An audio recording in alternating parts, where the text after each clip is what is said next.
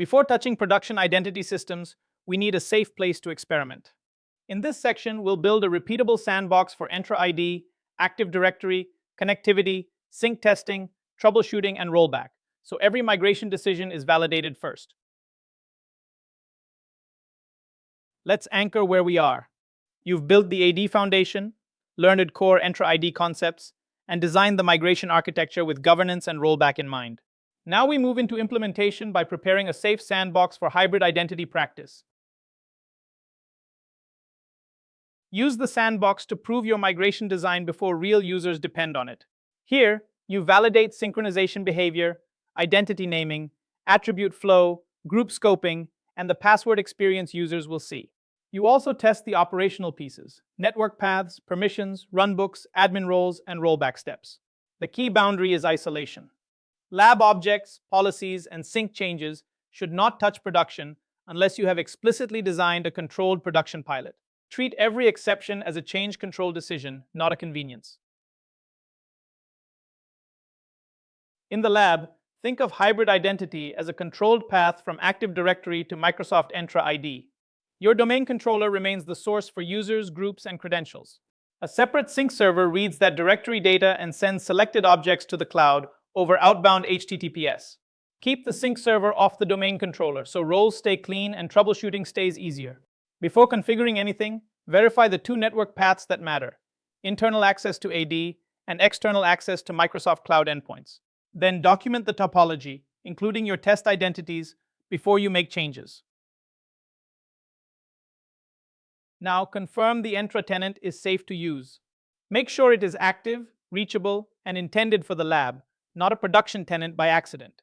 Review the identity namespace, including the default onmicrosoft.com domain, any verified custom domains, region, and organization settings. Then test administrator access to both the Entra Admin Center and Microsoft 365 Admin Center. Finally, capture a baseline snapshot of settings and objects.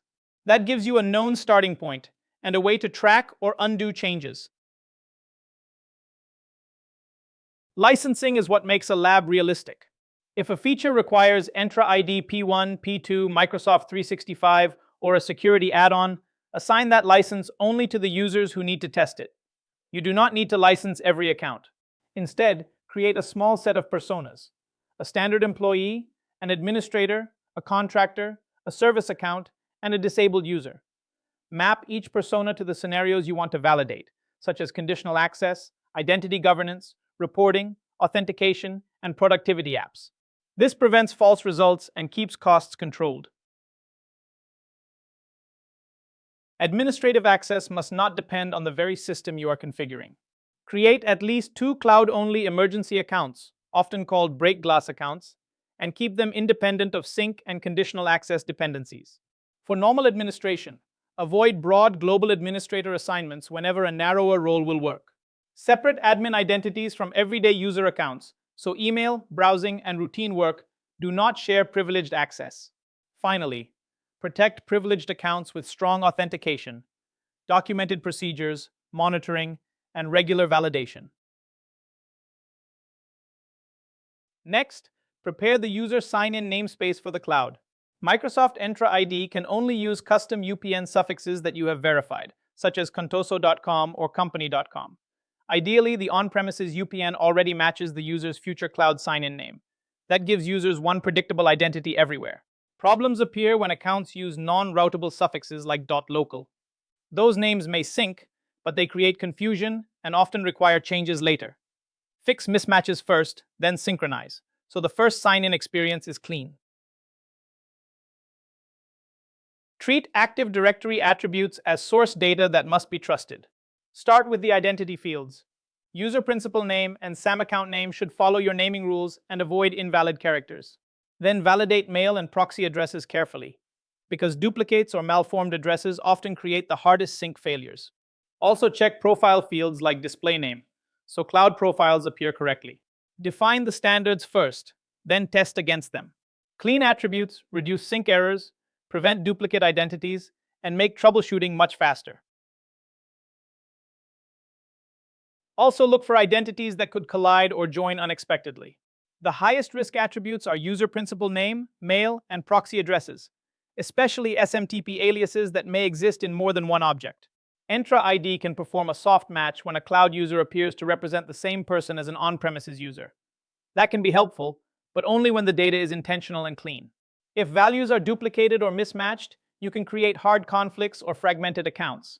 Resolve these issues first, then sync with confidence. Once the data is clean, build a dedicated test OU structure. Put only the pilot users, groups, and computers you need for validation into that scope. This gives you a clean signal. If something fails, you are troubleshooting a small known set of objects, not the entire directory. Choose objects that represent real migration patterns, such as normal users, group memberships, and workstation scenarios. Leave out service accounts, disabled users, stale objects, and admin accounts at first. Narrow scoping lowers risk, speeds testing, and makes each synchronization result easier to trust. Hybrid identity synchronization should never depend on a person's everyday admin login. Use dedicated accounts with clearly defined jobs, one to read directory data, one to write approved attributes, and tightly controlled administrative access for setup or recovery. The goal is least privilege, not minimum effort. Give each account only the rights the tool requires. Decide whether it should be synchronized, and document ownership, password policy, rotation, and emergency use.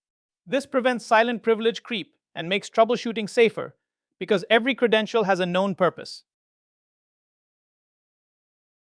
Think of the synchronization server as a controlled bridge, not just another utility box.